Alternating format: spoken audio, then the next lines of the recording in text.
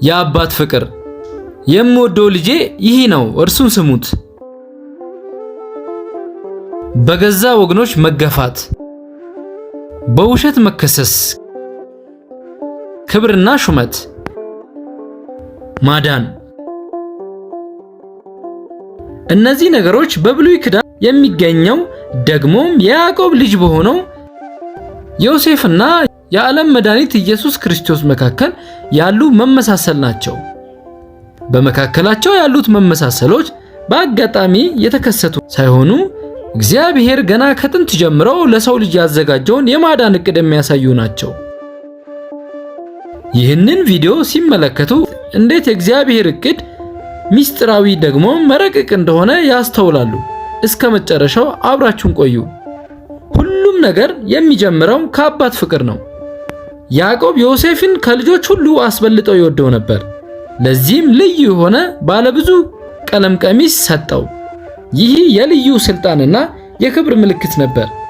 በተመሳሳይ መልኩ እግዚአብሔር አብ ስለ ኢየሱስ ክርስቶስ በእርሱ ደስ የሚለኝ የምወደው ልጄ ይህ ነው በማለት ተናግሯል። ዮሴፍ ወንድሞቹን እንዲጠይቅ ከአባቱ ዘንድ እንደተላከ ኢየሱስም የጠፉትን የሰው ልጆችን ፍለጋ ከሰማይ ተላከ። ነገር ግን ሁለቱንም የገጠማቸው ተመሳሳይ ነገር ነበር፣ ጥላቻ። ዮሴፍ የአባቱ ተወዳጅ በመሆኑ የሚያምር ቀሚስ ስለተሰጠውና ደግሞም በሕልሙ ምክንያት በወንድሞቹ ተጠላ። ስለዚህም የዮሴፍ ወንድሞች ሊገድሉት ተማከሩ። ነገር ግን ይሁዳ የተባለው ወንድማችንን ገድለን ደሙን ከመሸፈን ይልቅ ብንሸጠው ይሻላል አለ።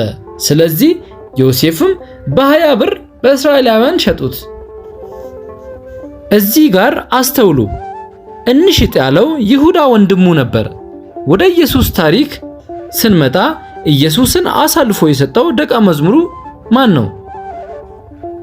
ይሁዳ። የአስቆሮንቶ ይሁዳ ኢየሱስን በ30 ብር አሳልፎ ሰጠው። ሁለቱም በራሳቸው ሰዎች በቅርብ ወዳጆቻቸውና ይሁዳ በሚባል ሰው ተሸጡ። ዮሴፍ ወደ ግብጽ ባርነት ወረደ። በጲጥፍራ ቤት ሳለ ደግሞ በሐሰት ተከሰው ወደ ወህኒ ወይም ወደ እስር ቤት ወረደ። ምንም ጥፋት ሳይኖርበት በደለኛ ተባለ። ኢየሱስም እንዲሁ ምንም ኃጢአት ሳይኖርበት በሐሰት ምስክሮች ተከሰሰ። ዮሴፍ በእስር ቤት ሁለት ወንጀለኞች ማለትም በጠጅ አሳላፊና በእንጀራ ጋጋሪው መካከል ነበር። ኢየሱስም በመስቀል ላይ ሁለት ወንበዴዎች መካከል ተሰቀለ።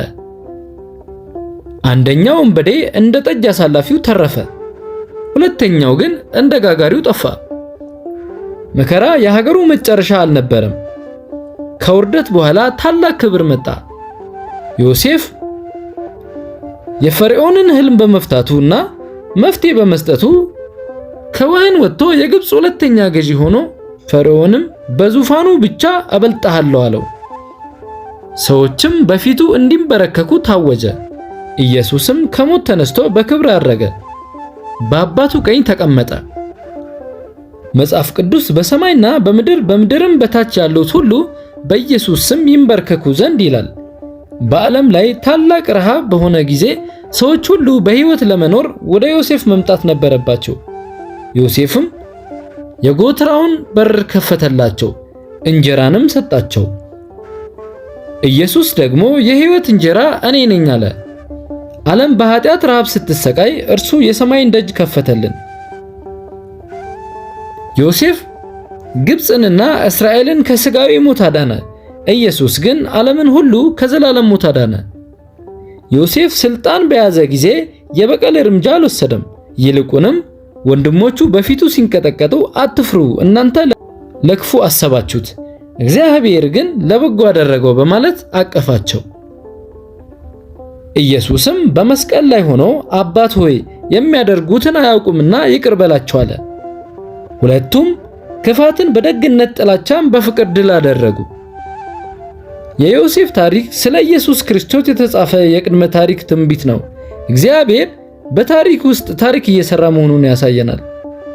የእርሱ ሕይወትም ዛሬ ምን ያህል አስቸጋሪ ቢሆን እንደ ዮሴፍ መጨረሻው ለበጎ እንደሚሆን አይጠራጠሩ። ይህ ቪዲዮ ካስተማራችሁ ላይክ እና ሰብስክራይብ ማድረግን አትርሱ። ሰላም እግዚአብሔር ከሁላችን ጋር ይሁን። አሜን።